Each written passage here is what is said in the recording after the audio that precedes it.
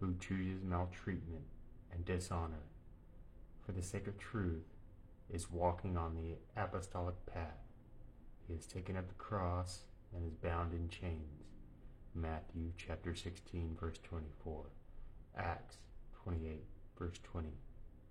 But when he tries to concentrate his attention on the heart without accepting these two, his intellect wanders from the path and he falls into the temptations and snares of the devil.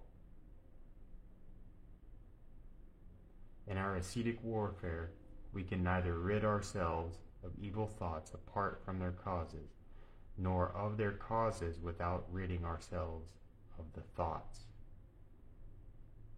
For if we reject the one without the other, before long the other will involve us in them both at once.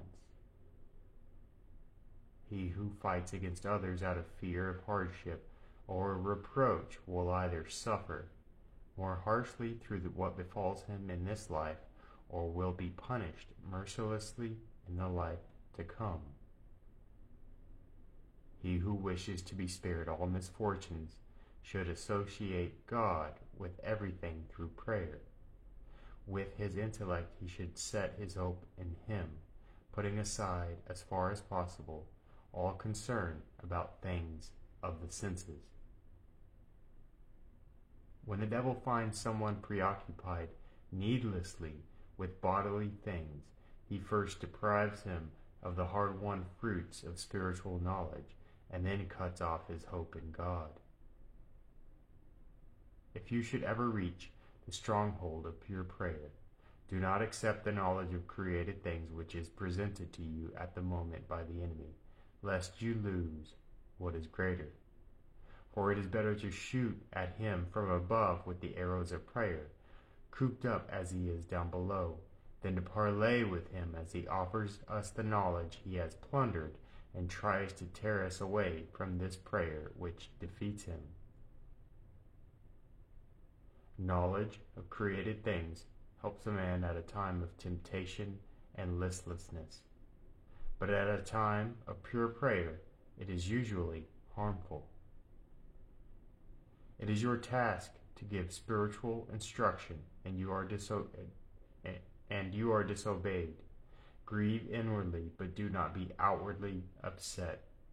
For if you grieve, you will not share the guilt of the person who disobeys you.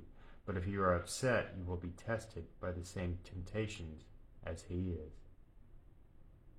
When you are explaining things, do not conceal what is relevant to the needs of those present.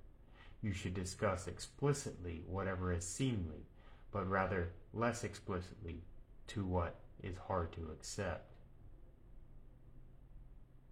If someone is not under obedience to you, do not rebuke him to his face for his faults, for that would imply that you have authority over him and are not just giving advice. What is said without explicit reference to individuals is helpful to all, for each applies it to himself according to his own conscience. He who speaks rightly should recognize that he who receives the words from God.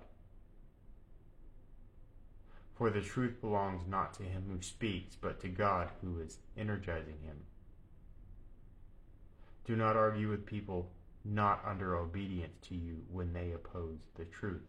Otherwise, you may arouse their hatred. If you give way when someone who is under obedience to you wrongly contradicts you, you lead him astray over the point at issue, and also encourage him to repudiate his promise of obedience. He who with fear of God admonishes or corrects a man who has sinned gains the virtue that is opposite to that sin. But he who reproaches him out of rancor and ill will becomes subject to a similar passion, according to the spiritual law.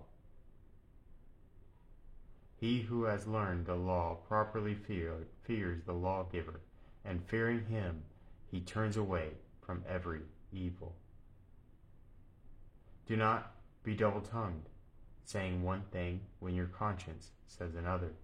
For Scripture places such people under a curse. Ecclesiastes 28, verse 13. One man speaks the truth and is hated for it by the foolish. Another speaks hypocritically and for this reason is loved.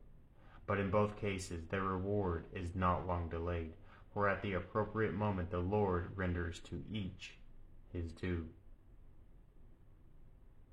He who wishes to avoid future troubles should endure his present troubles gladly, for in this way, balancing the one against the other, through small sufferings he will avoid those which are great. Guard your speech from boasting and your thoughts from presumption, otherwise you may be abandoned by God and fall into sin. For man cannot do anything good without the help of God, who sees everything.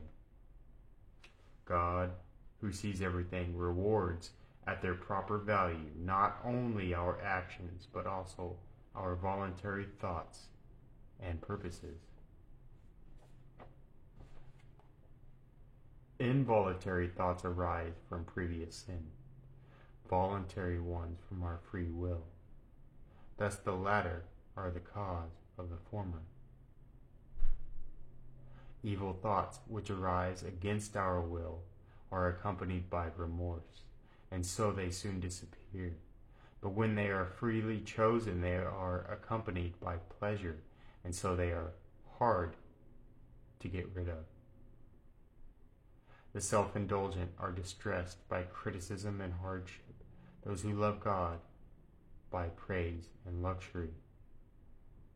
He who does not understand God's judgments walks on a ridge like a knife edge and is easily unbalanced by every puff of wind. When praised, he exults. When criticized, he feels bitter. When he feasts, he makes a pig of himself. And when he suffers hardship, he moans and groans. When he understands, he shows off.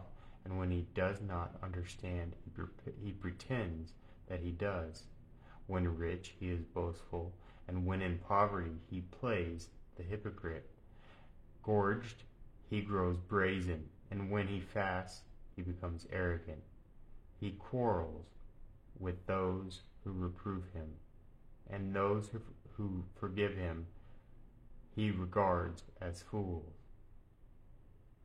Unless a man acquires, through the grace of Christ, knowledge of the truth and fear of God, he is gravely wounded not only by the passions, but also by the things that happen to him.